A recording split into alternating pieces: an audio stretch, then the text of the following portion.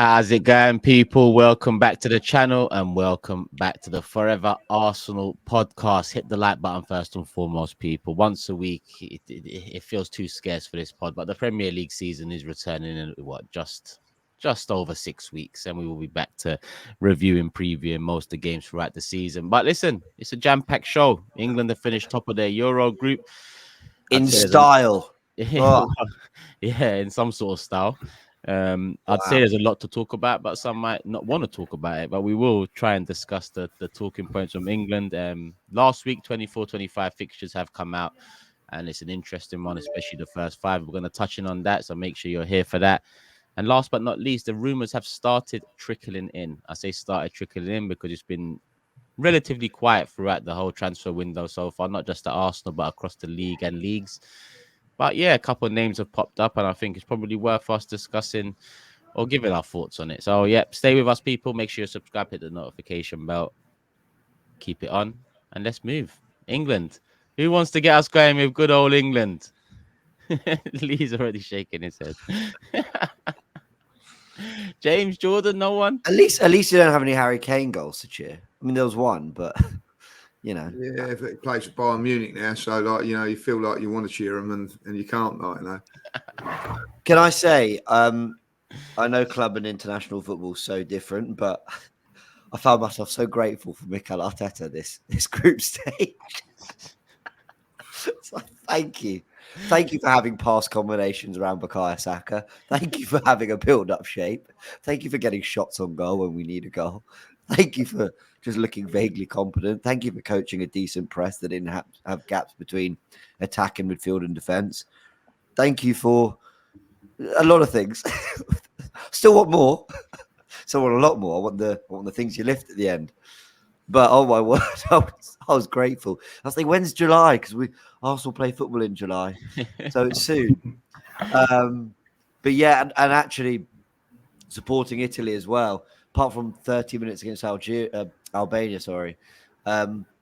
Yeah, we haven't been great either. So I've just been watching pretty awful football throughout. Have you seen that? Did you see Turkey's defense? I mean, I flew all the way out there to see these like handing it over me. I was praying for Mikel Arteta as well in the stands.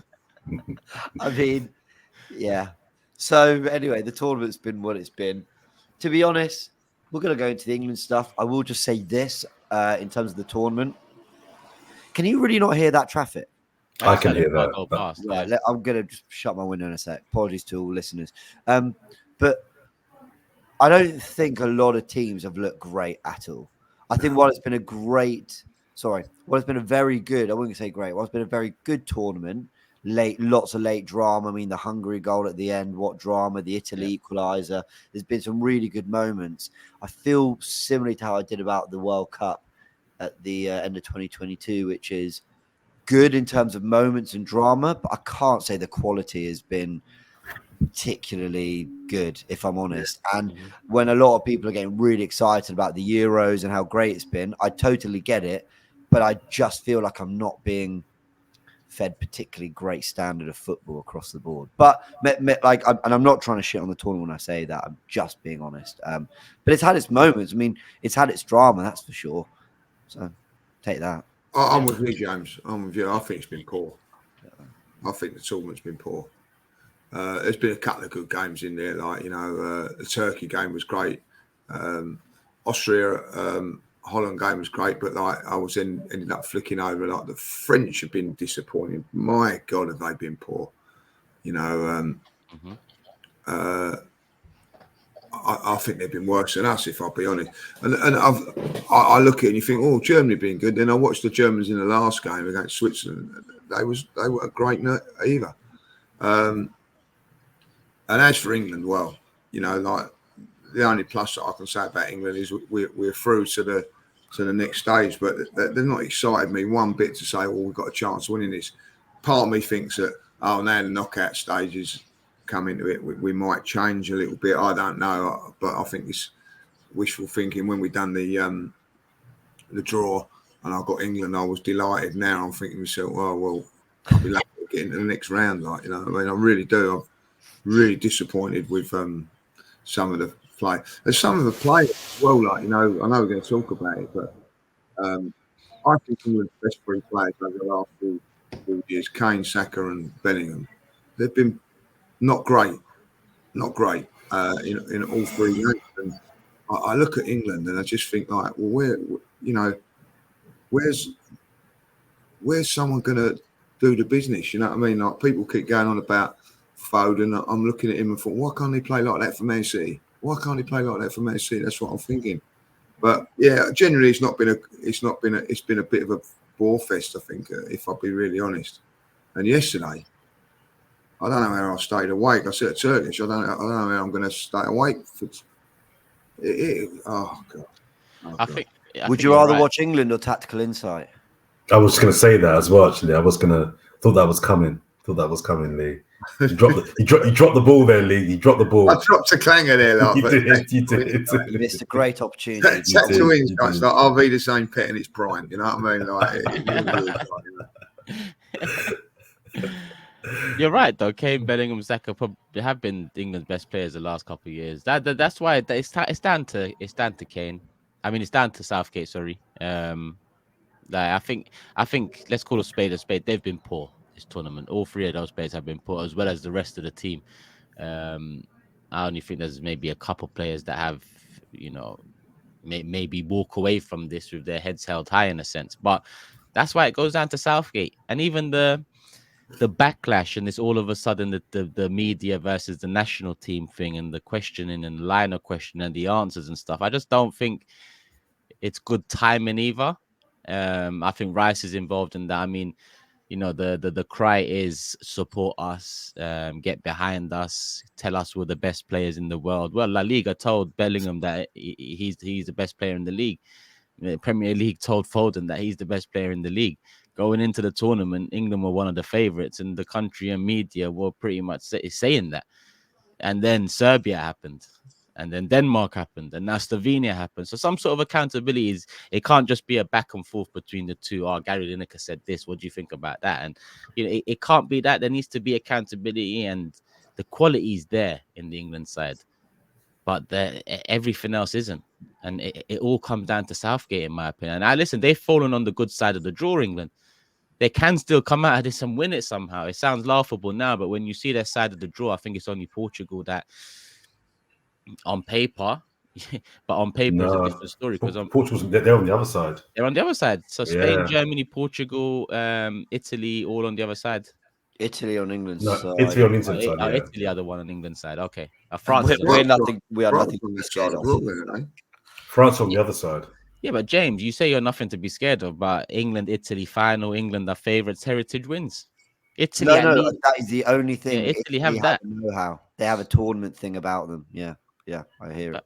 But it's just, and it's just, this is why I remember earlier I said I'd rather no Arsenal players get picked for England, because after every tournament, there's always a dark cloud over players, over the team, and I prefer to stay very clear of it. And now Rice and Saka are caught up in. I don't want to be waking up hearing bullshit about Rice and Saka because of England. Yeah, I couldn't care less about what's going on with England. So as an Arsenal fan that doesn't support England, I'm just like, just get out of here with all that noise. But as a neutral, I look at it and it needs something better than Southgate, and the whole mentality in the camp now of it's us versus them. They're not using it the right way. They're not using it in the way Pep might use it, as a siege mentality. They're using it as a way to wrap each other in cotton wool. And everyone wanted Trent to play midfield, or the pundits are welcome for their opinions. No, stand up and be, hold yourselves accountable. It hasn't been good enough. You have been top of the group, and that might be a sign that things get better moving forward. But don't make excuses. Kyle Walker involved as well. Like, I've never seen it. Listen, and the Turkish media, they're probably outdoing the English ones. I think the English and Turkish media are the worst of the lot when we're talking about national teams. But yeah, they've fallen into the trap now, and it just seems like they're licking their wounds, when in reality they need to be using these sorts of things as motivational factors. I'm glad you brought that up, Jordan. What do you make of all that? I mean, I've definitely got some thoughts, but I mean, just briefly. First of all, the tournament overall, I agree with you and with Lee. It's poor. I was ranting on my other podcast, Whisper It Loudly. Go check it out on all podcast platforms and YouTube. Saying the same thing. I think the quality has been, and I got kind of looked at like, what are you talking about? It's been a great tournament. The quality of this tournament so far, I think it was you that said it, James. There's been moments, there's been a couple of games, but if you look overall, I'm watching some stinkers. I think the quality of football and the quality of play overall has been really, really poor. There's only one team that for me over 3 games looked and offered quality, and that's Spain. No other nation for me has looked like, and I think Spain have limitations as well, but over 3 games, they're the only team that looked good. It has been overall a poor tournament. I'm looking at the creative midfield players in this tournament. And apart from Musiala, the 2 wide boys at Spain, and your boy Turkish, I'm thinking, where are the creative midfielders in this tournament? I can't think of many creative, exciting midfield that have delivered so far. Holland have been poop. Portugal, moments. Croatia, tired. England, we'll get to in a second. France, as Lee said, have been really dog. Italy, oh my God, that's been a hard watch. Who are the players in the final third have been delivering? So I agree with the sentiment that it's been a general poor tournament.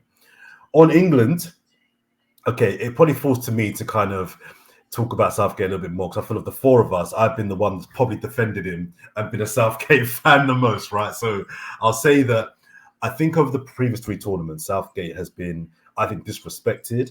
I think the kind of arrogance from the English and even non-English about England's performances and what they should be doing at previous tournaments has been a bit weird to me, based off of like winning 1 World Cup a million years ago. I think Southgate's done a really, really good job. It's coming to the end now. It's coming to the end. Whether he wins it here or not, this needs to be the last tournament. These 3 games and the lead-up games have not been good. I don't subscribe to the idea that it needs to be exciting. I don't really care for being exciting. That's not really what I care about. But the reason why I think Southgate is failing isn't because the team are not playing exciting football. It's because I don't know what they're trying to do. And what for me, I think is worse, and where Southgate has to get a lot of heat, is that it looks like he doesn't know what he's trying to do. It looks like now he's just throwing stuff at the wall and he's just trying to find a combination. He's trying to find something. He's trying to find his best 11. I mean, to kind of the Trent Alexander-Arnold experiment, and I will call it an experiment, I didn't agree with it, but if you're going to go with it, like, go with it, innit? Don't, like, pull out after 2 games. Like, believe in it and see it through. He ditched that. He then plays Gallagher for 45 minutes, ditches him after half a game. It's a bit like I'm just throwing stuff at the wall now. And it's looking also like the players, after 6 or 7 years of enjoying Southgate, of really liking Southgate, of really appreciating what he's offering or what he's offered, it feels to me like a lot of that team have been under him for quite a long time, are getting a little bit to the end of the road now where, yeah, it's kind of done. You look at Pickford, Saka, Kane, Walker, Stones. They've been with him for a long time now. And I think it gets to a point in the dressing room where Lee will know more than us, that no matter how good you are, hearing the same voice, doing the same training, the same stuff, after a while, it just feels like, all right, I think we need something new now. So whilst I think Southgate has been disrespected prior to this tournament, he's showing himself to be a man that is out of ideas. I think he's out of energy. And I think we're seeing that on the pitch. It's bad. The Serbia game was really bad. Denmark was shocking. Denmark game was a really bad one. I think Slovenia was worse. I think Slovenia was worse than Denmark. He's proud of the players and they've improved. It's not good, Turkish man. It's not good. Now, the one good thing is that they say in football management, you're better off being a lucky manager than a good manager. He's been very lucky to somehow fumble your way on that side of the draw. England could win this if they can get themselves together, if they can have an intervention and step it up. They could win this Euros because, as I said, apart from Spain, who I think have limitations as well, no one's looking like they're scary right about now. So England could get to the final relatively easy, but they've got to do a lot of work very, very quickly because at the moment he's not helping himself, and the nation are very quickly turning on him. I will defend the situation a little bit because I do think that what Jordan says there, the circumstances there, I do think England knew that if they won that group, They were going into the easy side of it. So, in a way, if they'd have attacked and maybe got left open a little bit, they could have lost that game. And Slovenia, for their ways as well, they just wanted to qualify, so they just needed a point. So I do think there was a little bit of circumstances in this game, like, you know what I mean. Let's not be too overcautious and whatever. But in saying that, I don't think that we've done enough. If you're, I don't know, like let's say if you're a Saka or maybe even a Kane, a Bellingham, the Liverpool players, you know, when you're playing with a Pep, you know, you're playing under a manager for 8 months with all these different things, and then you come to Southgate, there must be some sort of gap. Do you know what I'm saying? Like, you know what I mean? Like, when you're thinking, quite like, he ain't as good as Mikel, or he's not as good as Pep. I don't know. I just think that there must be something in that when you think, like, you're sitting there and going, it's not as good as what we're like when we're back playing for Arsenal, or it's not as good as training as we're at Man City or Liverpool. I really honestly believe that.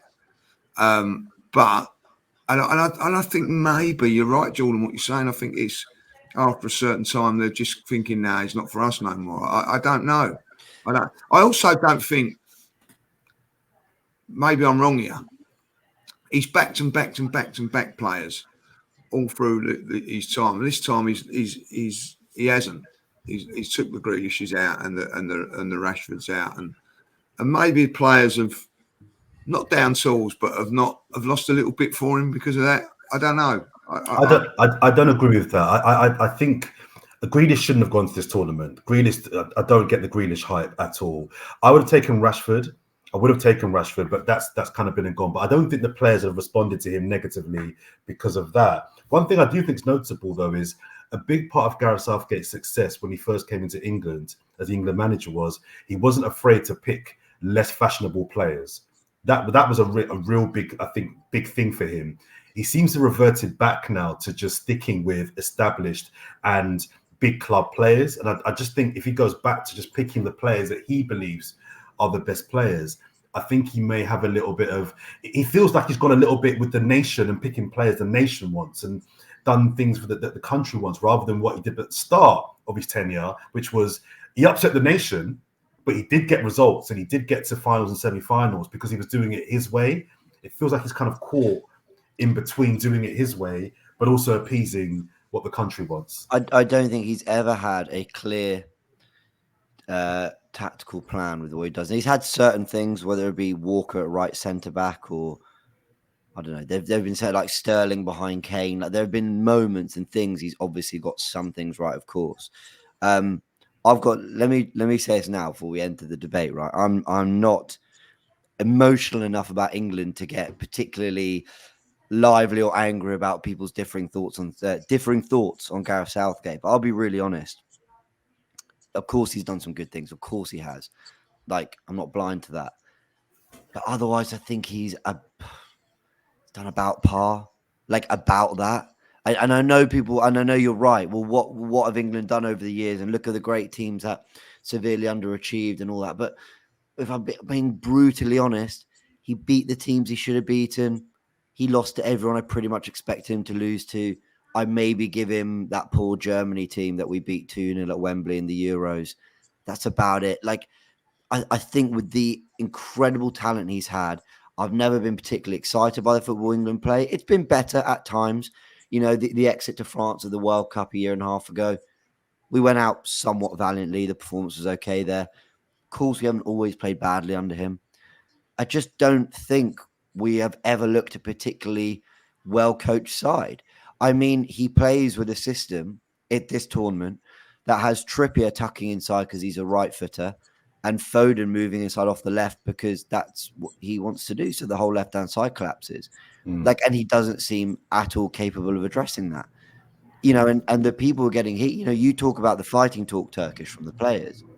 Do you know where I think... Do you know what I feel sorry for Declan Rice and Harry Kane a little bit is that they are the ones being talked about in the media. Okay, the Gary Lineker stuff or whatever. James McLean with Declan Rice, whatever it might be. They're the ones being talked about. But for some reason, no one really wants to just say it about Gareth Southgate, because the reason every single one of these players is performing badly for me is Gareth Southgate. That doesn't mean that they're totally, devoid of any blame. Jude Bellingham was struggling to make a 5-yard pass against Slovenia, but this is Real Madrid's Player of the Year. You mentioned, you were saying it Turkish, Bukayo Saka, the best right winger in the Premier League last season. Foden, the best player in the Premier League last season. Harry Kane, the best striker in Europe last season. We know the quality John Stones has. We know what people say about Trent Alexander-Arnold, and yet none of them are playing well.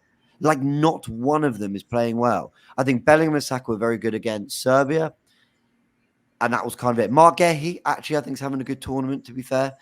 But that's it. Like, for me, I'm sorry, it goes to the manager, and I can give him credit for some of the good things he's done. There's no doubt that he got the country believing again and all that. But ultimately, he just doesn't know how to coach this team. And you were talking, Lee, about, how the players must feel working with Pep and Ancelotti and whoever, and then they're going and working with Gareth Southgate. The irony in that is that here's us we've never sniffed football management to the level Gareth Southgate has, and we're passing comment on the job he's doing.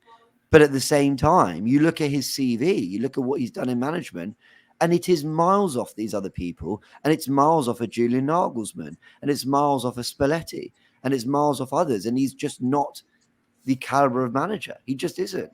He's a good guy, and I want the good guys to do well. Like, he's a really nice guy, and he's done some good things, but he's just not the guy. And I'm saying all this, right, on the 26th of June, when we qualified top of the group, and England could still win it. Portugal's 2016 win was nothing to, the run was hardly brilliant, but they got it done. I think Italy won the World Cup in '82, and I think they drew their first 3 games. They were awful, and they won it. So they it's not doom and gloom. But I accept that you haven't got much to kind of really hang on to. But where I will slightly give a defense for Southgate, and they often say you make defense for people you like, right? So I'm open enough to say I like Gareth Southgate. So maybe I'm a little bit biased. What do you like? What I tell you what I like. I like James, did I get it? And I'm saying, what do you like? But yeah, what do you like? I'm intrigued. It's just a nice bloke, isn't he? Well, I've met him a few times, and he's a decent man. You're like Ian Ramsdale's dad, man. No, but it's the same thing, Turkish. It's true. You make defenses for people that you like. I'm just being honest about that. I've met him a few times. He's a good guy. But that aside, the reason why I put up a semi-defense for him is because this nation have done nothing. They have tournament after tournament been a laughing stock in this country and globally. He, for 2 or 3 tournaments, put some respect back on the English name, got them to latter parts of competitions. And here's where I will kind of slightly disagree with James in that is he an elite manager? No, he's not. He's not an elite manager. In the Premier League, he wouldn't get a top 10 job, right? And he shouldn't. But international football, I don't think you have to be elite to do well. I agree. Deschamps has won a World Cup and the Euros. I don't rate Deschamps. Yeah. I do not rate him. So there's that. But how about the players? How about Saka steps up? How about Kane steps up? How about John Stones steps up? How about Bellingham steps up? None of them are Mbappe. So say again? None of them are Mbappe. Deschamps had Mbappe. I think that's the difference between Deschamps and Southgate. He had that player that could just win you a game out of nowhere. He can take control of a game. I don't think you need Mbappe to play better than they did against Slovenia. Some of it is tactical, and Southgate has to hold. Yeah. But come on, when you've got no one on the field doing their job, we have to stop this whole Foden's great in the Premier League, Saka's great in the Premier League. We have to stop that. They have to do it. If they're as good as you say they are, they have to do better than 4 out of 10 on the international stage. I hear that, but the fact they're all failing, and they've all come in red hot form, I think that tells you everything. There's been so much talk about Kane and Bellingham and Saka and Foden. I'm like, but what's the common denominator? It's like they are all struggling under one manager. For me, I can't look past that. Everyone that's poor, like Declan Rice, he's not been at it the last 2 games. When Declan Rice is good, who does he play with? Well, Jorginho or a Partey. When Phil Foden's good, who does he play with? Kevin De Bruyne, I guess. When Harry Kane is good, who does he play with? Sane. So the point I'm making is that these players, this is why this kind of argument of they play well for their club, why can't they do it for England, is a bit weird to me. The reason why they play well for their club is because they have foreigners around them. They have better players around them. So this idea they should just translate that next to English players, for me, is bizarre. There's a reason why Phil Foden's great. Foden's playing right now with Rice, Bellingham, Saka, Kane around him. Bellingham isn't Rodri. No. Yeah. But to the point I'm making is what Foden does for City, he has good players around him at City as well, but the tempo is different. The patterns of play are different. It's not just translatable. It's not translatable to you just plug and play. It doesn't work like that. Here, but over 6 years, there is, and I get it, Southgate doesn't get a lot of time with this team, but there's like nothing. Like there is like really nothing tangible to like be like. I would argue a final or semi-final was something quite tangible. Tactical approach, but you a final semi-final, like that's a fact. He got to final semi-final, but it would have been disappointing not to get there because of the runs he had. Like, let's be honest. Like, no, I agree with that. I agree with that. Like, Mike Bassett would have got us to those. Shut up, you. They would have done that. Good old Mike Bassett would have got us to exactly where how we got to. Like, we got there. I'm sorry.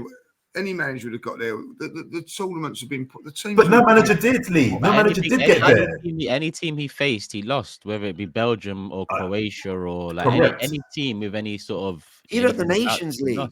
Correct, but better managers than Southgate haven't got to a final with England. So this idea that anybody could do that, well, no one did do it. No one did do it. Different things in it. Like, honestly, John, come on, like we never faced a Brazil. You know, like I remember in the quarterfinals in 2000, we faced a Brazil that had Ronaldinho, Rivaldo. You know what I mean? Like, all right, I'll see your Rivaldo, Lee. I'll see your Rivaldo, and I'll give you Ashley Cole, John Terry, Rio Ferdinand, Gary Neville, Wayne Rooney, Steven Gerrard, Owen Hargreaves, Paul Scholes. Let's not act like England haven't had better stuff. All right. I haven't had Emil Heskey up against them. David Batty. David Bentley. Let's be honest. Come on. In our golden generation, there was Spain. Spain are nowhere near the team that they are now. They're a good team now, Spain, but they weren't the team that they were there. Brazil, an elite Brazil. Look at Brazil the other night to what they are now. Come on. Turkey 2002. Yeah, unbelievable. 98, you go back to 98. We had a decent team in 98, played some really good stuff. Went out in the last 16, didn't we? To Argentina. But we had some really, really good players. But there was teams like Holland about then, France, Brazil, top teams.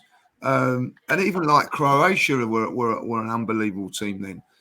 The depth of international football now, the teams. Like France are nowhere near as good as what they were. Spain nowhere near as good. Germany, come on, they're not the Germans that I've grew up on. Italy, as good as they were in a couple of tournaments, and not the team that they were like when they won the World Cup, and they're not, haven't got those sort of players.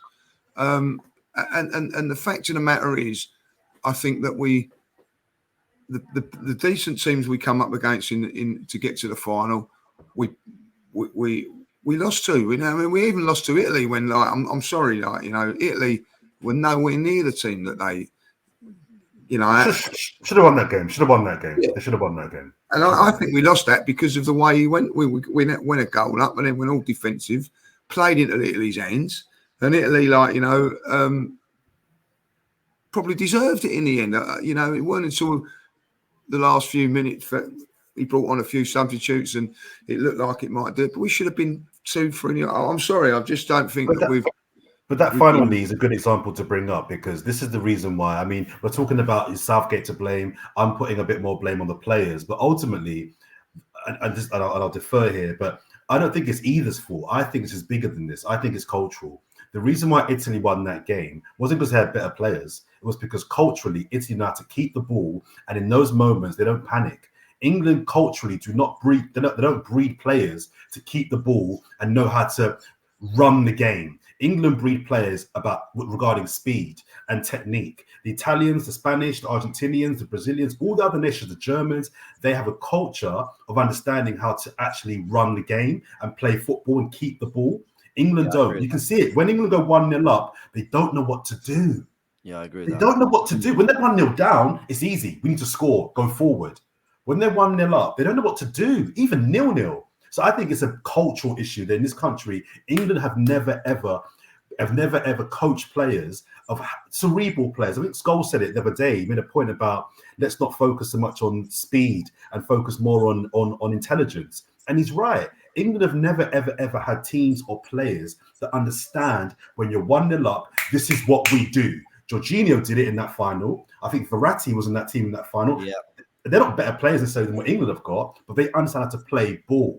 And that's why I make the point about Phil Foden, Saka, Rice. They're in club teams that are playing for clubs where it's under Arteta, Guardiola, Klopp, whoever, that understand how to play ball. When it's on top, we don't panic. We keep the ball and we work it. With England, they don't understand how to work the ball. They're lost. You can see it.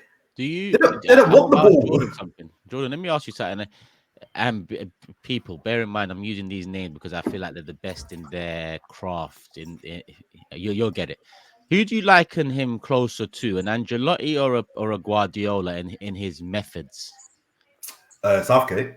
Yeah, is he do you think he's trying to be a tactical type of manager like a Pep, or do you think he's more like an Ancelotti? I think he's trying to do a combination of the two. I think he's trying to enforce some tactics, ergo Guardiola, but I think he's also trying to be a man manager and try and get the best out of players that he is trying to work with. So I think it's a combo of the two, because international football, for me, it doesn't require genius tactics. You ain't got the time. Mm-hmm. You don't need to be a Guardiola. This is why, again, the argument that if Guardiola had the England team, they'd be doing better. No, they wouldn't. No, they wouldn't. They actually wouldn't. Because you know why? Pep wouldn't have time. He wouldn't have time. He's a genius at City because he has time. So I think, to answer your question, in my opinion, I don't know what James and Lee think. I think he kind of tries to kind of be a bit of both, a good man manager, ergo Ancelotti, but actually he's trying to be a tactical guy. But the fact is, he's not a tactical guy. He's not that guy. Yeah, but I agree with that. I don't think he is a tactical guy. Well, get someone in that is. I don't mean like another manager. If you're a manager, get someone in that can tactically coach it and everything like that. You know what I mean? You don't have to be. Alex Ferguson wasn't the brilliance at the tactics and things that he was a manager. You know what I mean? And can manage those players. Get someone like the coaching staff that he's got. They're not inventive. They're not young. You know what I mean? Like.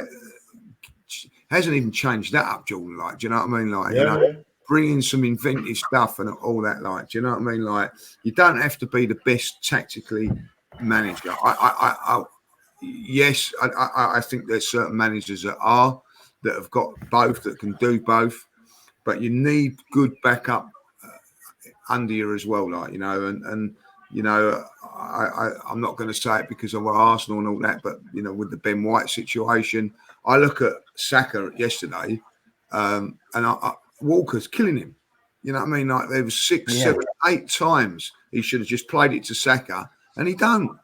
But when Ben White gets the ball, it's straight to him. It's straight to him. Like, you know, there's certain ways of doing it. Like, you know, and for me, I'm not having a go at Walker. I think he's a fantastic player, but he doesn't help Saka.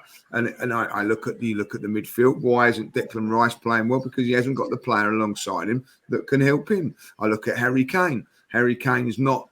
I think needs a Foden inside there more than a Bellingham. Just little things like that. Just little things that why it's not gone well and that. And I will say this: Harry Kane, whether you love him or loathe him, is one of the best strikers in Europe. I don't care what anybody says, goal scorer and all that. What we've done is because of Foden or whatever, we've stopped a supply line of the left-hand side. There is no supply whatsoever coming from the left flank. Crosses, he's lethal on crosses and all that. You know what I mean? There's nothing on the left-hand side. So it's like you stop. Kane's half the player he is because half his supply line's gone. You know what I mean? For me, Harry Kane is the player that we should build the team around because he's been the best player. But you're stopping half of it. You know, forget about who's the best player, Foden or whatever, make sure you've got your best striker in Europe being supplied. And he's not. What did you guys think of Ian Wright's suggestion of Saka at left back and then the subsequent fallout on Twitter about it? Did you guys see it? Yep. I haven't seen the full out, but I haven't got a problem with that. I do. You do, I haven't yeah. got a problem with him playing on the left-hand side. I'm not sure what about left back, but play a wing-back situation, play a back three and play Saka on the left-hand side. I think fans do need to calm down though, because I just think fans need to calm down. Like, that's just what I think. If he plays left back for England, so fucking what? This I agree. Tribalism stuff now, that because he's an Arsenal player, Arsenal fans will bring down any sort of Arsenal man because they don't hear what they want to hear. Like, grow up. If Saka was to play left back for England and England do well and win stuff, he's still part of the fucking team. So what if Ian Wright said left back? To be honest, I don't even think, when I watched it, I didn't take he meant left back. I thought he meant maybe switch him to the left wing and have Palmer on the other side. I took it as more drop Foden from the left-hand side and use Saka on the. But maybe he did mean left back. And even if he did, I think he meant left back. Yeah. Who cares? Who honestly cares? Like that's testament to how good Saka is. People take it as an insult. No one could tell Foden or Palmer or any of these people that people compare Saka to play left back or play multiple positions that Saka's done. People shouldn't take it as a disrespect. It's actually high respect for Saka to be able to play those positions and play them well. But the social media world now, I've seen them turn on Thierry Henry, let alone an Ian Wright. So yeah. Sorry. If I could actually come in, just because I actually agree more Turkish, and it sounds like you maybe sort of have a different angle. But look, for what's worth, I don't think putting Saka at left back's the solution. Like, that's not the answer for me. But like, just the uproar, I was like, I don't know if this is a fair comparison. It's not in terms of like player quality. Saka still has a lot to achieve and do, but like Wayne Rooney played out of position a lot to accommodate other very good players, often ones that weren't better than him. Like, very, very good players can be shifted around because maybe it gives you a better balance to the team. Now, I interpreted it as Cole Palmer is a better right midfield player than Kieran Trippier is a left back. But we need balance in the team. Southgate's made a mess of this squad. And so with Luke Shaw being the only left back who's been taken and he's not fit, we need a left-footed outlet. Foden will not hug the touchline. Like, he just won't do it. He can't help but move inside. Maybe that's instruction. So Saka, who has had success, albeit it was more than 2 years ago, but out on that left-hand side, driving, at fullbacks and providing width and giving a left-footed option. Like, I would achieve that by putting him left wing personally. So I don't agree with the left back shout, but I think that was the point. And I get it. He's the best right winger England have. But if the makeup of the team is ultimately better because you've removed a left back that might be a problem to get balance in another way, then you just use your players accordingly. Ultimately, again, Southgate's squad, choice has kind of led to this big debate. But I'm with you, man. Just the uproar. And I was like, but what? I saw this as more of a compliment to a player who we believe can do it in so many different areas of the pitch and in so many different ways. Not one that, like, oh, he's not doing it, so take him out for Cole Palmer. Like, I'm not blown away by Cole Palmer. He did okay against Slovenia, but nothing special in my opinion. By the way, I don't think Cole Palmer's the answer on the right wing, actually. I think you get one of Trent. You probably get Trent getting forward. I don't know. And again, I want to reiterate, I don't think Saka left back is the solution, but just like the uproar, I was like, this is crazy, man. Just get these guys back to Arsenal. Get Rice and Saka back to Arsenal and remind everyone how bloody good you guys are, because this is just all just doing my head in. James, can't agree with you more. I'll tell you, like, I'm on a group with, like, Spurs fans and all that. Like, and this is typical. Like, 30 minutes gone at that game yesterday, Spurs fan, get Saka off. So I said, why is that then? Like, I mean? Yeah. I said, what about Bellingham and Kane? No, just Saka. It's so tribal. It really is. I mean? Everybody now wanting Cole Palmer to be, he's got to be playing like, he's got to be like, I mean? Where did Cole Palmer play for Chelsea? Was it always on the right wing? I don't think so. Well, but all of a sudden, it's got to get out Saka, like, I mean? For whatever reason. And I tell you this now. If you're saying drop Saka and leave him out, I'd rather him play left back than not at all, because I think he's a good player. You know what I mean? He's been England's best player over the last couple of years. It's just so trouble. Get him out. Like, no one's saying about getting Kane out after 19 goals from Ollie Watkins in the Premier League. The best striker in the Premier League, English striker in the Premier League. There's no the same. There's no. All what we're trying to get Cole Palmer in the team now. There's not the same for Watkins. There's not the same for anybody on the left hand side. It's because it's Saka and it's Arsenal. I do believe that, like, you know what I mean. There's a tribal thing in it, like, you know, and I don't think Saka's been brilliant. I think Declan Rice has been poor the last few games. I really do. I don't think that he's been great, but all of a sudden, Declan's getting a little bit of stick and all that, like, you know. Jude Bellingham yesterday was by far the worst player on the England team yesterday, like, you know. It's just one of those things. But I like Jude, don't get me wrong. But there's no one saying he's got to be dropped and get left out and being taken off after 20, 25 minutes. I just feel that there is a little bit of that in and listen, I'm the same when Dyer was playing for England, you know what I mean? Like, get him out, like, you know what I mean? I'm guilty of it as well, you know. So there is that in it. I'm telling you. Yeah, but Dyer's shit. Bayern fans will tell you differently, you know. Yeah, but I get it. I understand that. You know, if you're saying get Dyer, it's not the same as get sacked. But I'm with you. That's why it's not fun supporting England. That's why I haven't done it since '96. I think '96 was the last fun tournament where maybe I was just naive and too young, but I don't remember too much of this nonsense around it. Maybe, well, to be honest, I think England got knocked out by Germany that year, was it? Yeah, Tony Adams, by the way. Tony Adams got tremendous stick playing for England. Tremendous stick going back for England, like, you know what I mean? And things like that, like, you know what I mean? You are right, you know what I mean? I enjoyed 1990 World Cup because it wasn't an Arsenal player in it. You know what I mean? So you don't get that sort of... Come on. Let's not do this whole there's an agenda against Arsenal players. No, stuff. I'm not saying that. It's not about Arsenal. Because we're affected by it, because what I'm saying is there's an agenda, whether it be against Trent. I think that a lot of people have been on Trent's case because he's a Liverpool player. Instead of, you know, like... No, they've been on his case because they don't think he should be playing in midfield.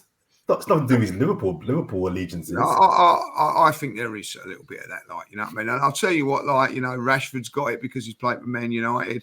I'm being really... I think that it is. I think that it is. Fair enough. I mean, I just my brief take on the Ian Wright thing is, I didn't agree with it, but I didn't see the kind of uproar from Arsenal fans online, so I missed all that. I just didn't agree with the actual opinion. I think putting Saka at left back because we don't have a left back, I just think it kind of absolves Southgate of responsibility. This is where I will give Southgate some heat. The fact that he's taken Luke Shaw, who clearly is nowhere near fit, and he's not brought Tyreek Mitchell, he's not brought Ben Chilwell, that for me is poor. And I don't want to see Saka crowbarred on the left back now to kind of cover that. If you don't want to play Saka or drop him, I'm the opposite to Lee. Either drop him and don't play him at all, or play him at right wing where he's best. I don't want to see Saka playing at left back where he can do a job, but he can't shine. Play Saka and play the players where they can shine. This is where I would, because if Saka has a stinker at left back, we know what's coming. And I don't want to see Saka in that position. So just either play him at right wing where we know he can do damage, or don't play him at all. I don't agree with this. The only reason Ian Wright suggested that is because he's played left back before and he's left-footed. There's no other real reason to put Saka at left back for me. So no, I'm not for moving him at left back. That doesn't solve any real problems for me in that sense. Just Trippier's not doing great there, but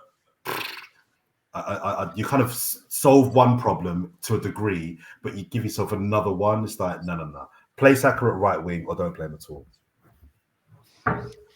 Fair. I think agenda is not the right word, but I agree in terms of what Lee said. Saka, Trent Alexander-Arnold. There's players that the internet's always ready to speak out against or get down their necks about a performance or a statement. And Saka and Trent. I mean, But isn't that Arsenal in just football? general. Isn't that just football Turkish? That's just football. Not the way it's been the last 5-10 years. Football, maybe last 5 years online. The online football community is a fucking shithole. If I'm Yeah, honest, yeah. I don't know how, for use of a better word, but there is so many bellends on the internet giving their opinion on players in football. So many. There's more bellends than what's the opposite of a bellend? There's more bellends. What's the opposite of a bell? Opposite of a bell. What does a bell do? A bell is an object that you knock to make a noise. Well, the opposite of end is start. So find the opposite of bell, and we've got the word. I'm thinking. What's the opposite of a bell? What's the opposite of a bell? Sucks sound from the universe. I don't know.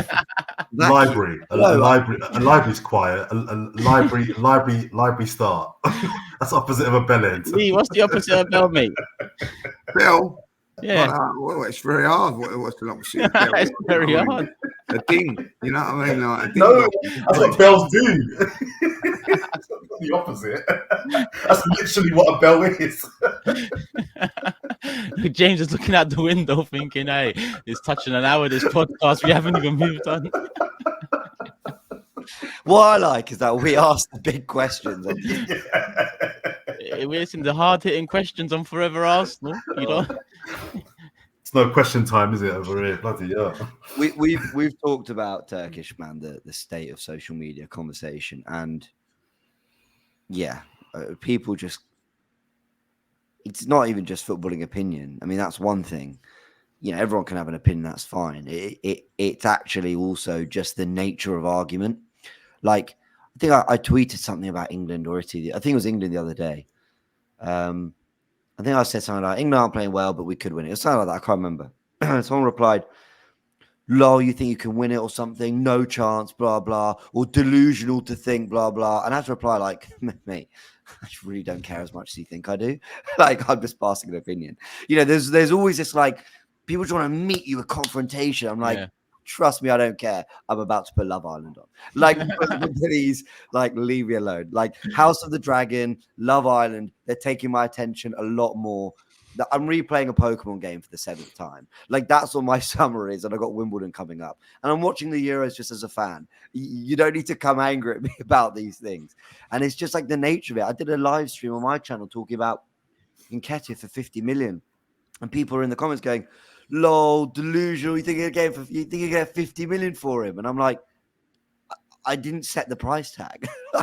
Nor did I write the article. I'm just telling you, people just want to get really riled up about things, and then suggesting that a player who once played left back quite well for Arsenal could maybe play left back to solve a really big hole in the squad is like considered some horrendous take. It's not a take I agree with, but oh my word, I was on Twitter last night just going, is this really what people are talking about? Like, I've just seen England drop another stinker, and is this the conversation? But Twitter be Twitter. I will say this though, like, you know, I know probably a lot of people don't follow the cricket and all that, like, but they've been out there in the T20. England struggled in the group stages, like, you know what I mean? Could have gone out. And Australia blitzed everybody. Come semi-final, when it comes to knockout, England are in the semi-final and Australia have gone home. It changes now. The format changes now, like, you know, knockout stage and all that, like, you know, it's. So things can change now, like, you know. I don't think it's all doom and gloom. I have to say that. I mean, I think, you know, for everything I've said about Southgate and England, this tournament is unbelievably winnable. Like, for everything I've said, it could easily be clipped up and used against me on the 14th of July when people go, oh, everything you said, and he got us to 2 finals, won one of them and a semi-final. What are you saying now, you ungrateful, blah, blah. And I'll say, well, I don't really care that much, but, you know, good on you. And then ultimately, like, not always the best team wins tournaments. I think we're looking at Euro 2020, which was in 2021, at the World Cup, the last one. Even though I didn't think we were going to win it, I could see some things that made me think we're not the best team in the tournament, but I could see us actually just getting by off a bit of this or a bit of that. I think England look miles off that, but who knows? Things can obviously change, and they've qualified top. And yeah, and actually, what Kane and Rice were saying about kind of support us and all that, I hear it to a point. The criticism's fair, but also, I guess, while they're in it, I guess. Just my final point in England chat would be round of 16. It's looking like it's going to be Holland. Holland ain't great. That's a winnable game. Quarterfinal would then They're saying the same about England. True. But there's nothing to fear. I guess is my point. It's not okay.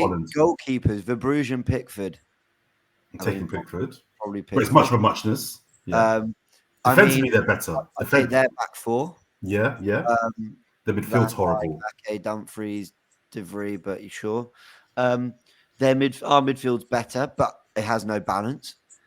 And our front three is probably better, but again, Gakpo, Depay, no joke. Xavi Simon's no joke. And quarterfinals, it's going to be Switzerland or Italy again. Those are games that England shouldn't be scared about. But Switzerland are going to the semis. And the semis then would be Austria, Hungary, Romania, or Turkey. Sorry, Turkish. This is a great chance to get to a final. Do you know what I mean? And I don't think they have to be amazing to get to the final. I don't think they have to be scintillating or brilliant. They've just got to be a little bit better. But anyway, Switzerland are winning the Euros, man. Saka is going to get Ballon d'Or shouts when Switzerland get to the final. If that's the route, that's why I'll tell you what. I'll keep Gareth Southgate for another senior because he's got to be the luckiest manager in the world. To get that to get to the Euros the last time, didn't really play anybody massively tough, and to do it again 4 years later, that's incredible. That is incredible. Like that is. Well, there's not one big team in there, and I don't want to take Turkey and all that. That is not one. Don't have it, Turkish. Don't have it. No, don't have it. Turkey in the face. The disrespect. Let's be honest. When we done the favourites for the 8, Turkey weren't in it, were they? Right. No, I left them out. I didn't want to. So what are we saying here? Austria, Turkey, Switzerland. Who was the other team? So the quarterfinal, semis would be Austria, Hungary, Romania, or Turkey. Well, not one of them is in the top 8, which Turkish chose. For what's worth, I think Turkey are favourites to win the tournament, and I love Turkey. Tay-Rad's coming. Don't have it, Turkey. Don't have it. Like, you know, what I mean, if to get them in a semi-final, and even one of them in a semi-final, that's a. You know, that's being very, very generous. At least spot on. If that really is the side of the draw. That is, yeah. Oh, my word. But I think Netherlands and Italy and Switzerland could all. Yeah. So just quickly do it because it's the last pod we do before the game. England, Holland, who's winning? Holland. I think Holland will call us yesterday. The best thing about Holland is their fans. They're fantastic. So rude. Absolutely. I've had a little jig. I can't lie, you know what I mean? I've had a little jig to that song. It's amazing. I know that it's next door and all that, but I think that they have been unbelievable. I don't want Holland to go out because of that their supporters, but their team, nothing for me. My prediction is Switzerland are the semi-finalists. I don't know who knocks out England, but I think Switzerland. I think honestly. And you know, you go back to the Euros 3 years ago when they knocked out France. They beat Italy to top spot in qualifiers, and they look good. I think against Germany, although I was more watching Scotland and Hungary, but obviously held their own against a very good side in the hosts. Granit Xhaka is one of the most informed midfielders in the world. I can't believe I'm saying it, but the last 2 years, actually since that Euros, he's been superb. And actually, when the one I really pay attention to was their opening game. I can't remember who they played. They won 3-1. I think it was Hungary, actually. And they just looked proper. Haven't they got Spain? No, I got Italy. Yeah. Italy, Saturday night, I think it is. Last Italy beat them. You watch Italy beat them. No, I think they knock us out. Italy don't have enough about, or we don't have enough about us. And to be Italy- fair, Switzerland's 11 isn't blessed with a load of top ballers, but I think they've just got a better idea of what they want to do. I think Italy are a little bit all over the place, but I mean, okay, yeah. Otherwise, Italy in the quarters, obviously, I'd be happy with that. But yeah, I think Switzerland will do something. Funnily, I think we're back next Wednesday, and that will be a whole round done again. So we'll know who's actually in the Quarters. quarterfinals. I Come next suggest we Wednesday. maybe come back. I mean, obviously, we've been doing this every Wednesday, and we could talk about this off pod, but maybe Tuesday, because I think Tuesday and Wednesdays are maybe the quarters. So maybe we have to.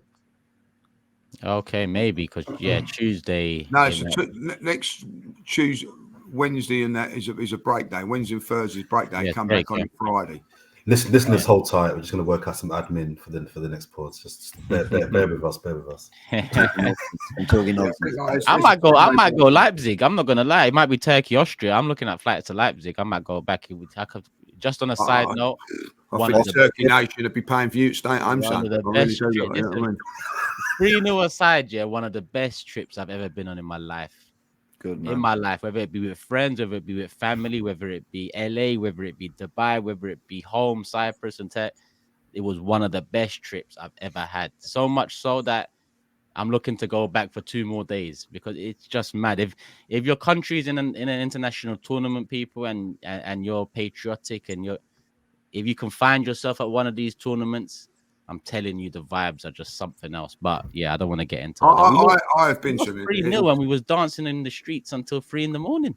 The hell? It has been That's fantastic. dancing. But I've never really wanted to face paint myself. I don't know about you guys. I don't know who would actually do something like that. That's because you don't even like the country you're from, mate. That's why you don't fucking want to put your flag on the video. Me, I like the countries I'm from, yeah? By the way, Austria are good, you know. I know they're good. They beat us 6-1 in March.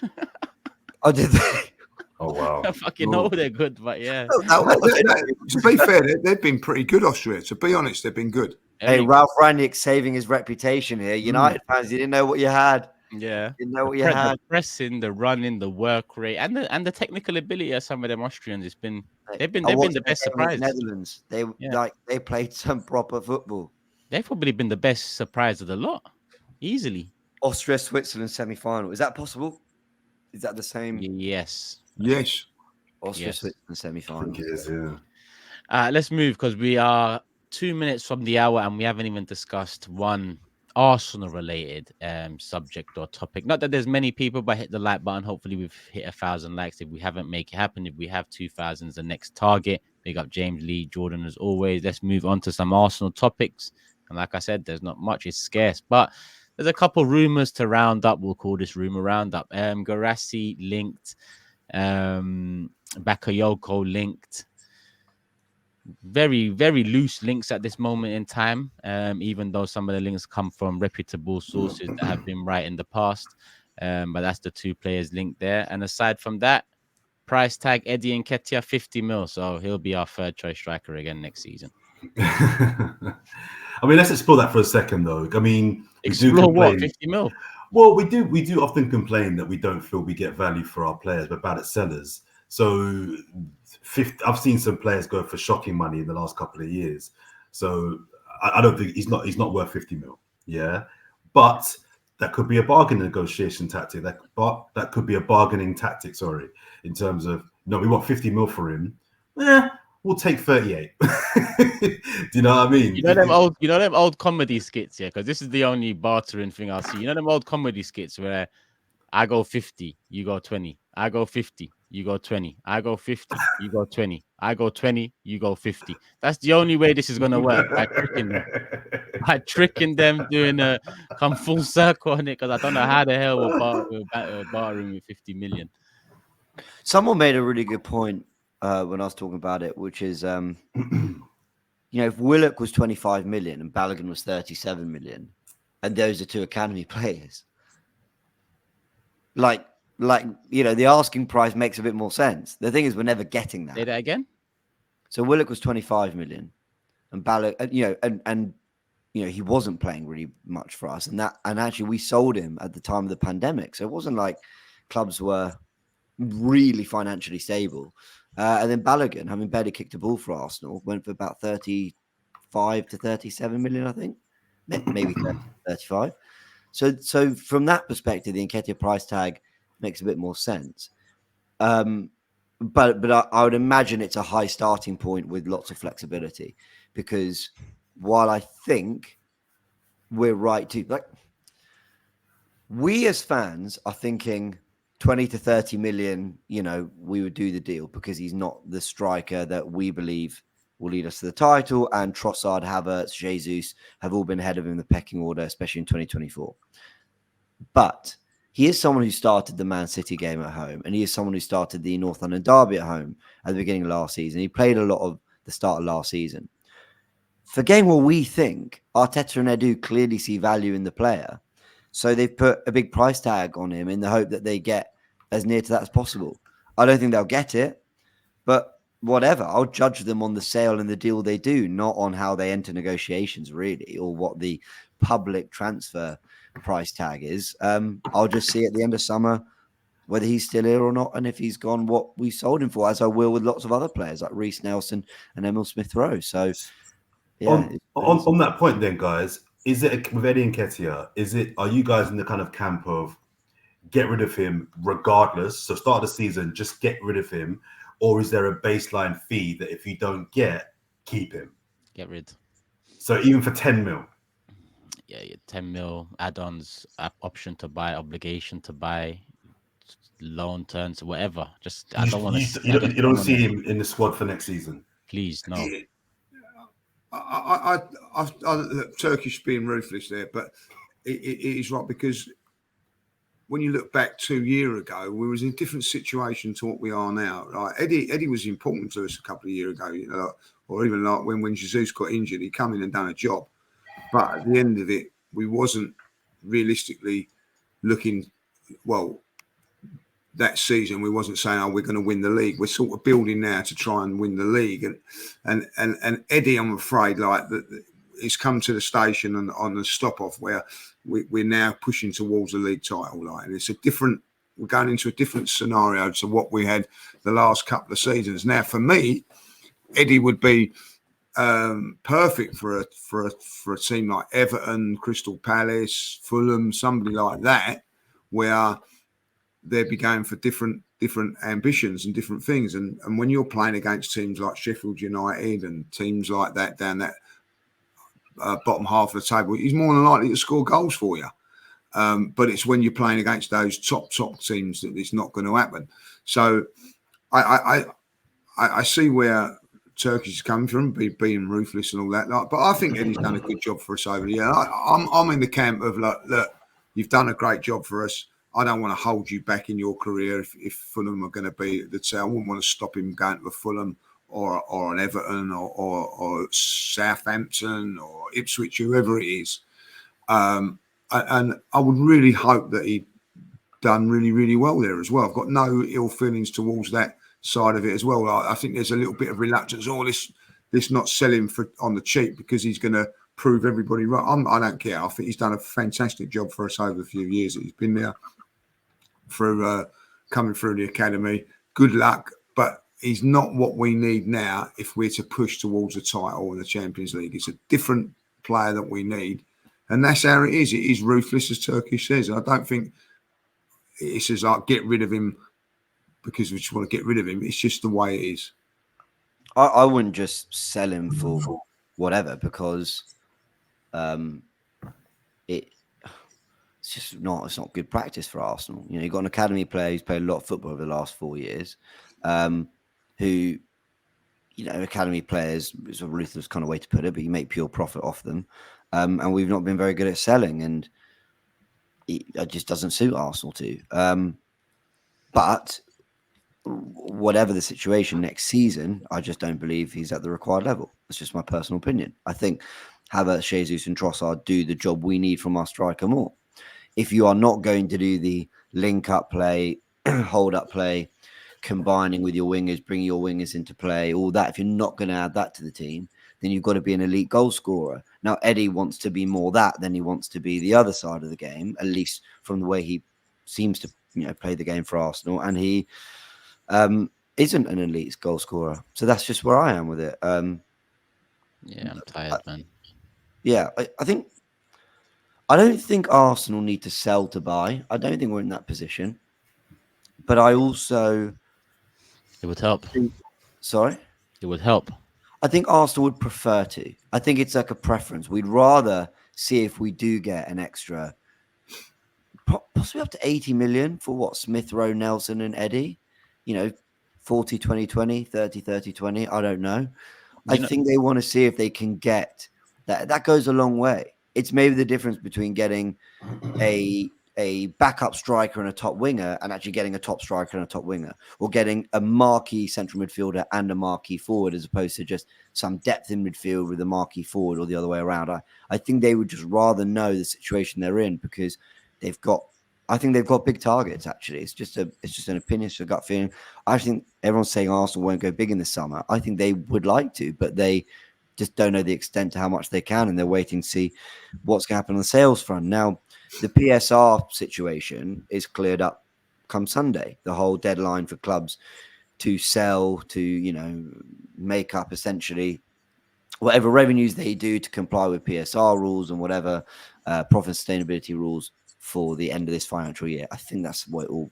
Correct me if I'm wrong, but essentially, once that's out of the way, I think clubs that we would actually be looking to sell to are able to buy. I don't think the likes of Everton, Newcastle, Villa are looking to buy right now, because they're concerned about that sale that needs to go through by the end of June. So I think things should pick up in July. That's my prediction. I think we're at a stage now where I do not want to see some of these players next season. We can't afford to.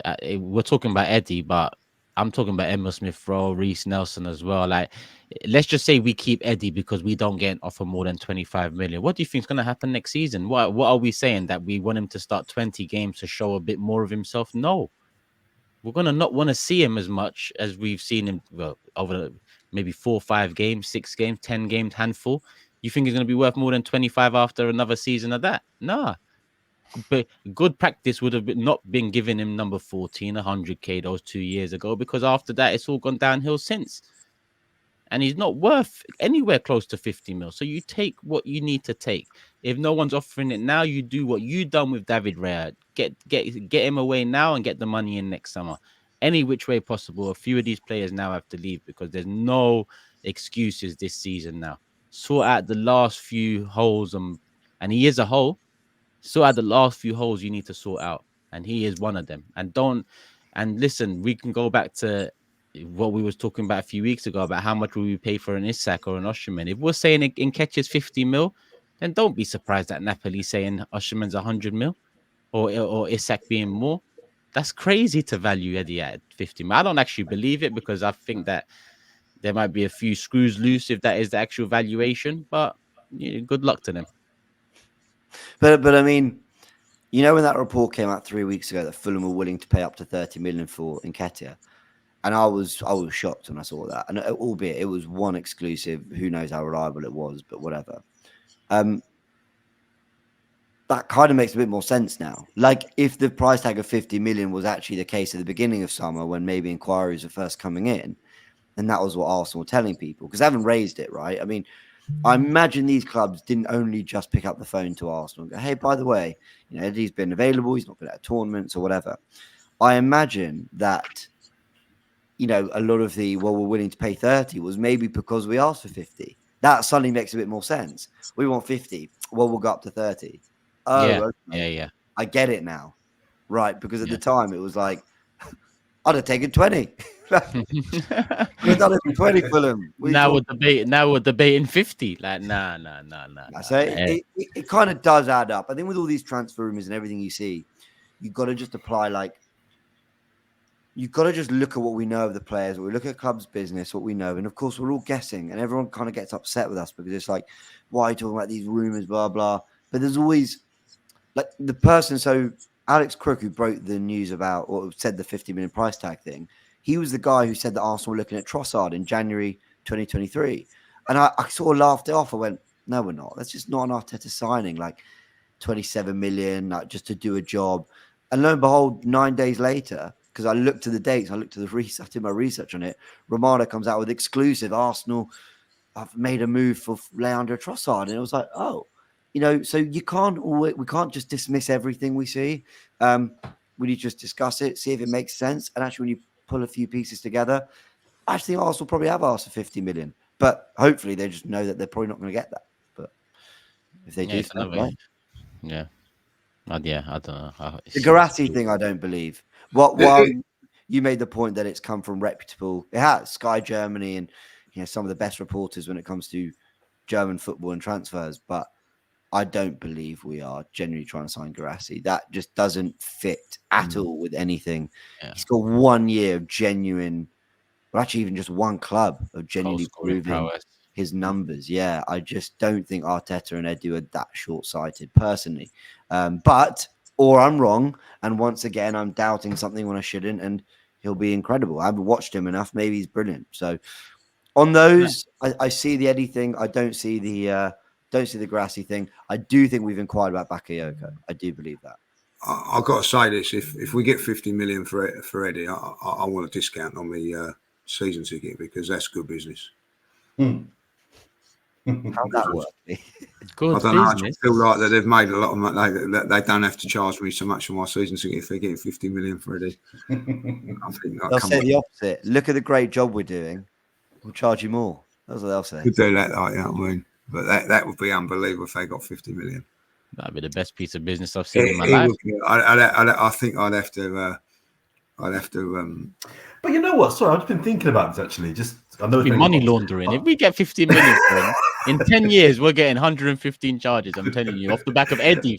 We better win the league. We better win this fucking league. I'm just thinking because we've spent like half the pod now talking about Eddie and Nketiah, which is weird. But we need to really deep it. That's what you said in the private chat. I know, Turkish. Allow me. If you look at the middle block of Premier League clubs, right, the clubs below the top 6 or top 7, they've got a lot of money to spend. Eddie Nketiah as their starting forward actually is quite appealing. So if you're a Fulham, if you're a Palace, if you're even a Wolves, if you're a mid-table Premier League club, stop, bro. Huh? One talking and the other reacting. Carry on. Oh, sorry. Was I waffling there? No. In my opinion, yes. I was actually kind of with you, Jordan. I get where you were going on to. I'm so sorry for interrupting you. But Turkish just sat there going, What's this going on about? Neville meme. You know the Gary Neville meme where Carragher's talking and Neville's going. Everyone's looking around. Well, I just think it's easy to say that. Everyone's land. Go on. All I'm going to say was land. I'm going to try and land safely and calmly. What I was going to say was, if you are a Wolves or if you are a Crystal Palace, £40 million on a Premier League striker that can get you 10 to 13, 14 goals isn't insane. That isn't insane. You might want to blow the majority of your budget on a striker who you feel can get you top 8, top 10. That's what I'm saying. Look at Mateta at Crystal Palace. He scored, I think, he must score double figures. Yeah. Now, what, Eddie Nketiah can't get between 10 and 16 goals in the Premier League for a Palace? Well, or for Fulham? Mateta has, and Nketiah hasn't. That's why when I hear a lot of Arsenal fans talking about Eddie, it's always kind of like based off of belief that he's gonna get 10, 15 goals for a mid-table. So I mean, some of the sides you said that they've had strikers on another planet to Eddie. Mitrovic is on another planet to Eddie as a striker. Raul Jimenez before the head injury, different level of striker to Eddie Nketiah. Palace.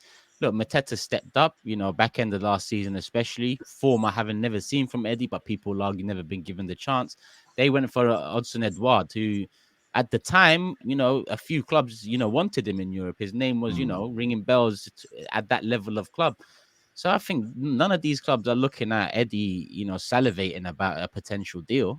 I think he's yet to prove anything. I think apart from Raul Jimenez, you mentioned there, I think the other strikers are in.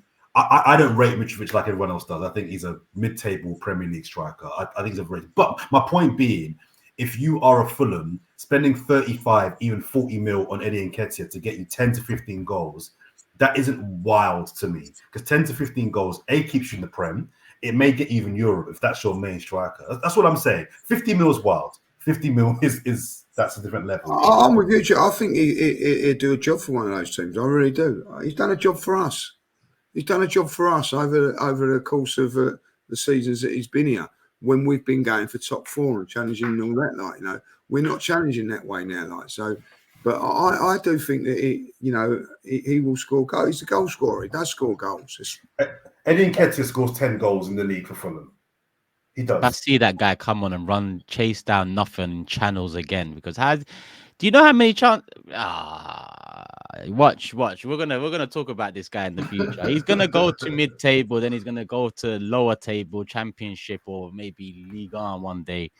The guy, he's not like a goal scorer. He's not a goal scorer. We can't say for sure. At 20, what is he? 24 now? No. Turkish also, I think you've got to go down the route is that he's never going to have the love and at Arsenal like that he could get with another club, and that club, that the love that he say if he gets to a Fulham or someone like that can give him the confidence to go on and do really well. Like, you know, I believe that he'll do well. I believe he'll do well in the Premier League. I do. I'll back him. I'll back him. Totally unrelated, but I just saw this pop up, and yes, I was scrolling through my phone, and this is just such hilarious news. So Denmark and Slovenia. Sorry, it's so random, but you need to hear this. Denmark finished ahead of Slovenia in our group, in the England group. So they finished second, Slovenia third, because of a yellow card shown to Slovenia assistant coach Novakovic Milivoje. Denmark and Slovenia finished level on points, goal difference, goals scored, and yellow cards shown to players. So there's a yellow card to an assistant manager that confirmed Denmark's second place. Rules are rules. Rules are rules. No, listen, you got to divide them somehow. Yeah.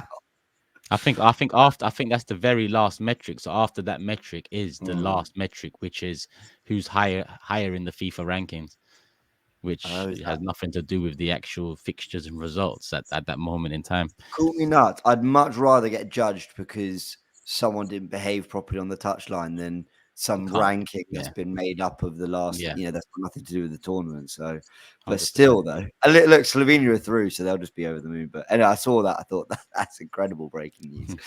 Anyway, by the way, watching that game yesterday, like Sesko's not the striker that we need. He's raw. He's very raw. I didn't see enough, but yeah. Did you see? Go on. No, go on. No, you ask. No, mine's a different topic. I just want to ask on the sales very quickly. Raise your hand if you think. Pussy laugh. Sorry, I've just seen the no context tweet. They've got Saeed from must be a recent stream. How many games is last 16? No, it's got here. Good Hillet. Good Hillet. When they was seriously debating how many games in the last 16. I've seen it. Yeah. Saeed, like, how many games in the last 16?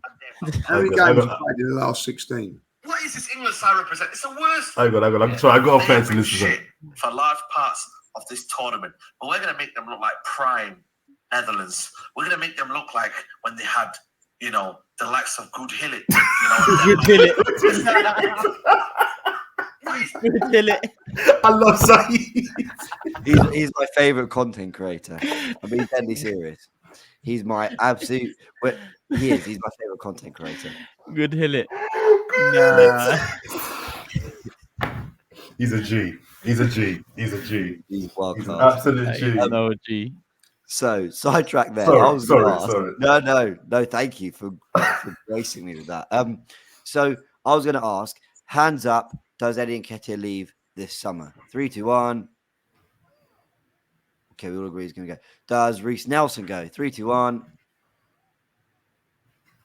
Does Emil Smith-Rowe go? 3, 2, 1.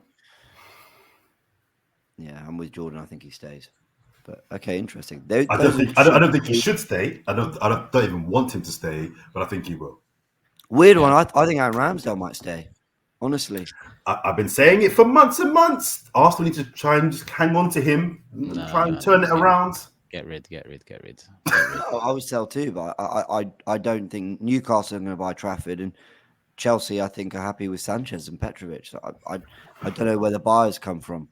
I think he will go, but I think Arsenal should try and keep him, try and work it out. But I think he'll go. He's a dead backup, man. We saw enough last season. But let us know your thoughts in the comment section below on the questions James just posed down. Eddie and Nketiah 50 mil. Do you think it's likely? Is it going to happen? Reece Nelson, Emil Smith-Rowe, all of these rumors that are circulating. Guirassy and Bakayoko. But obviously, the Euros is still very much amongst us. I'll be doing a watch along for Turkey versus Czech Republic later, 8 p.m. Looking forward to that. More or less, but it could be famous last words. It's so close. Like, it's just. Is it like you have to get battered? Because Hungary have 3 points, but a minus three goal difference. Yeah. And basically, yours must be -1. So if the Czech Republic beat you up. If Czech Republic beat us 1-0, we're still through. If we finish third, we're playing Spain or England. If we finish second, we're playing Austria. I can't lie.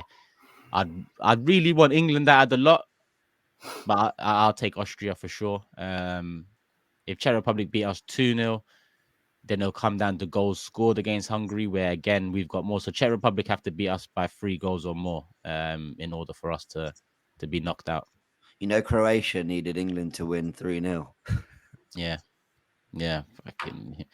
When you don't need England to do something. That's the moral of the story. If you need England to do something, just don't. Comments of the day, if we're ready. Yeah, actually. Yeah, I just want to say, people, I did say earlier that we will be talking about the 24-25 fixtures, but as you can see, 1 hour 21 minutes in the Euro stuff, I let it flow, and obviously the rumor stuff, it was a necessity.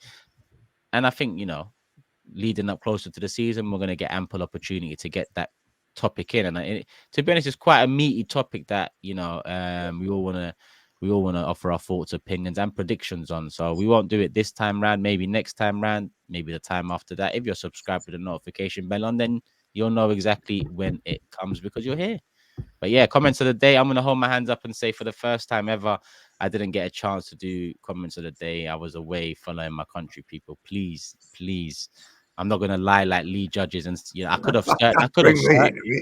have searched for it throughout the show, but I said, nah, I'm not going to do the people wrong. I'm going to tell them the truth because that's all I know, the truth.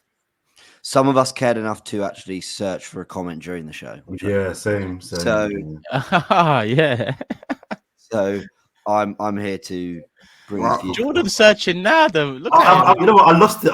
I've had it earlier on, but I've lost it. In your eyes, that's how close you're looking. Can I say there were some real heartfelt ones, which I think we should read out. I do want to start with this one, which was MSMWN.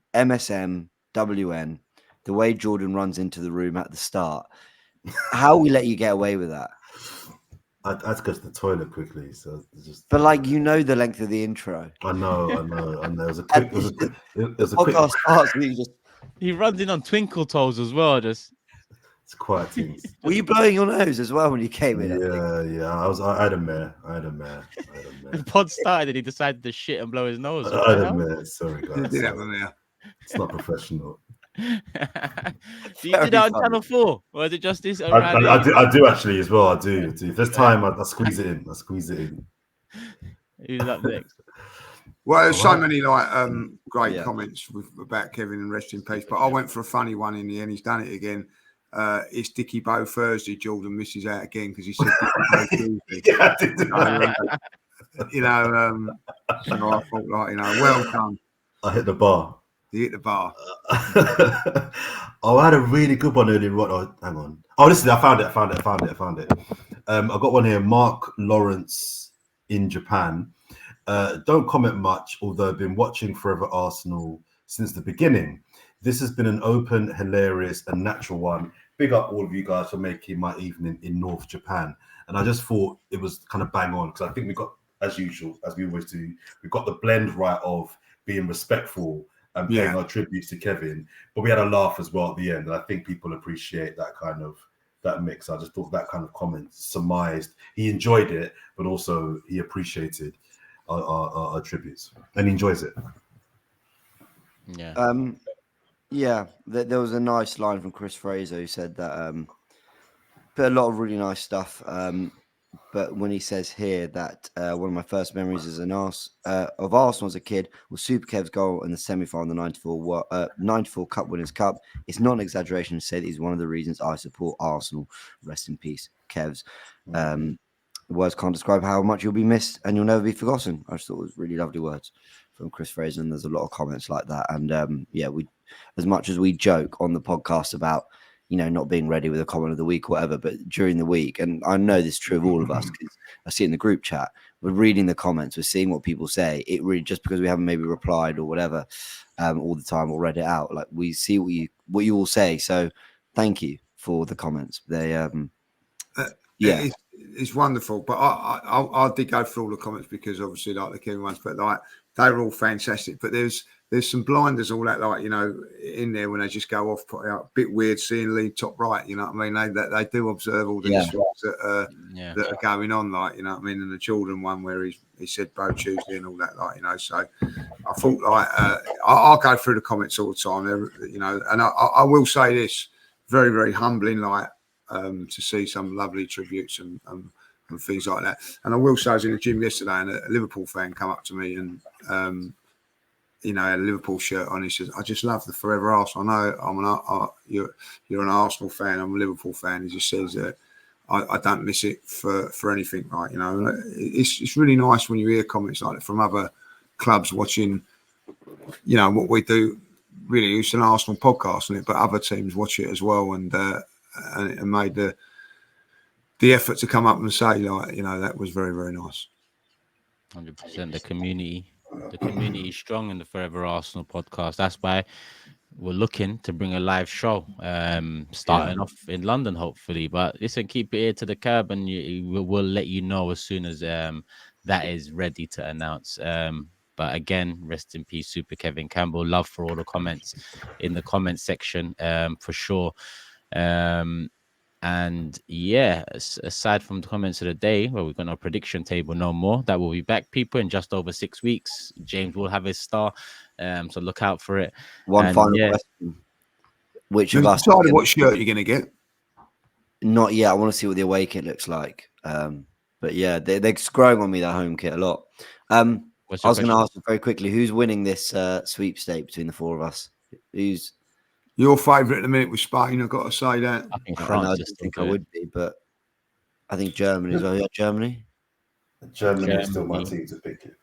Who did I draw? I got Holland and Portugal. I think so. Yeah, I got France. I got France and Belgium, I think, if I remember correctly. Yeah, I still think Germany. I do. Yeah, we still all got one that can do it, but we'll see. We'll be here, people. We'll be back. Jordan should have got England. It's like right for him. Yeah, come on, Southgate. You can turn it around. You can do it. Southgate, you're Southgate lover. I am. But you get off the tube at Southgate just to have and play. Man, I've got to say that group with Group E, Romania, Belgium, Slovakia, Ukraine, all on 3 points. But now I'm starving, James. Can we? That's fair enough. That's why France caught live. They finished second, and they're still facing a team second, and it's from that group. So regardless of them finishing second, they're still fucking nice. But yeah, it's a weird one. Mad, isn't it? How it all works out. Yeah. What they should have done was, like, I don't know if they could do it. I suppose they couldn't do it. I suppose, but like the first Czech Republic is going to win 4-0. Hey, if they. We want to see Turkey going through, don't we? Come on. Of course we do. I actually do. Yeah. No, I agree. Yeah, but best fans in the tournament. Best fans in the tournament. Go subscribe. It'd be funny if they go out. Everyone, go subscribe to Turkish LDN. 8 p.m. tonight, people. 8 p.m. tonight. Watch along. Turkey versus Czech Republic. I will be there. Will you be there? Make sure you subscribe. Put the notification bell on. Sorry. I wanted to ask you about this. I just called them Turkey, but am I right that they've said that they want us to call them Turkey? Did I read that somewhere? Turkey, yeah. Turkey is always the name of the country, but it turned to Turkey to help the Western lot pronounce it right. Yeah, it's easier to pronounce, but ever since Erdogan's come in and he doesn't give a shit about European Union anymore. He's like, nope, we don't care if they can't pronounce it or not. The name of the country is Turkey. So that's always been the name of the country, but it got repronounced for the West. I respect it. Yeah, and that's where we are. So hopefully Turkey do it. 8 p.m. people, my channel, Turkish LDN. Show some love all round. Look, Lee's thinking of something wise to say so before he does. No, just saying a bloody nightmare. I'm sticking with Turkey. I'm sticking I'll teach you. Don't worry, Lee. I'll teach Thank you. you very much. Love. I need to teach Robbie a few things as well. Kadioglu. Or something. What did he say? He Oh, sounded like Quagmire from Family Guy. He turned him into a pasta. That's all I know. Yeah, Cagliaglio. On that note, people, love for the love. Make sure you subscribe. Show some love to the video. Hit the like button, and we will be back real soon. As Jordan types his dissertation away. Sorry. Can you hear that? Oh, shame. Sorry. It's actually like, Sorry. See you next week.